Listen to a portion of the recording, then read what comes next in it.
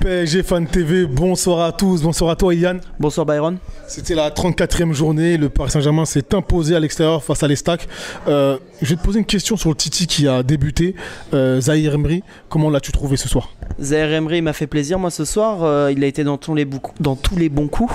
Par contre, ce qui m'a un peu déplu, tu vois, c'est qu'il jouait pas à son poste, donc c'est dommage parce qu'on aurait pu voir davantage son potentiel s'il jouait à son vrai poste.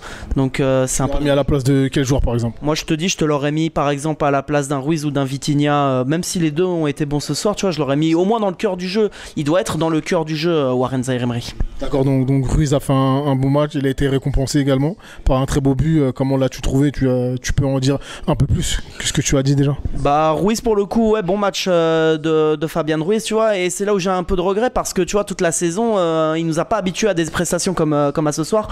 Alors là, il est récompensé, tant mieux pour lui, j'espère qu'il va continuer à faire ce genre de choses. Mais tu vois, ce qui est embêtant, c'est que on aimerait voir ce genre de prestations plus souvent, des prestations plus régulières de sa part. Et Vitinha, c'est pareil aussi, bon match de sa part, buteur lui aussi.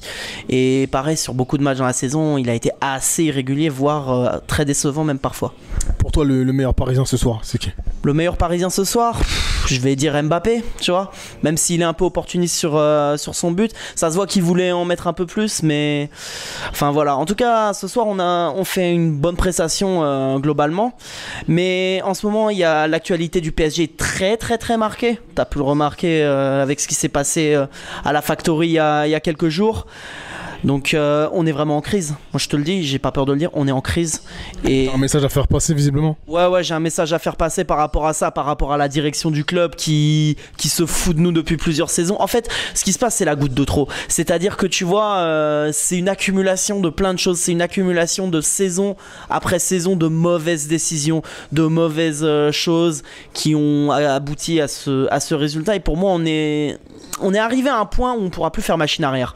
C'est-à-dire qu'à un moment, il va falloir que ça pète, il va falloir du changement, il va falloir un vrai truc à la tête du PSG. Et Monsieur Nasser El Khelaifi, j'ai déjà dit, mais combien il y a eu d'échecs depuis que QSI est là, et combien de fois vous avez réussi à vous maintenir à la tête du PSG?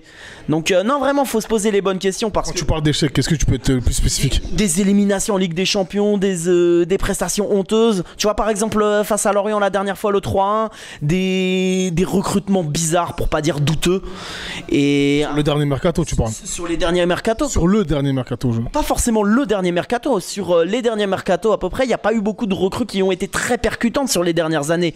Disons que ça se compte sur les doigts de la main à peine, mais j'ai pas senti des recrues qui étaient vraiment impliquées dans le projet parisien. Donc voilà, on attend quelqu'un qui soit à la tête du Paris Saint-Germain, qui soit présent auprès des supporters. Je trouve ça honteux que le PSG, tu vois, je suis pas corda avec les gens qui sont allés chez Neymar. Je suis pas du tout d'accord avec ça. Je trouve que ça se fait pas. Mais les mecs qui sont allés à la Factory, et j'y étais à la Factory moi pour le coup, j'étais devant la Factory, et que le PSG fasse un communiqué en disant un petit groupe d'individus. Eh mais vous vous prenez pour qui sérieusement? Un petit groupe d'individus? Vous me prenez pour des voyous quoi?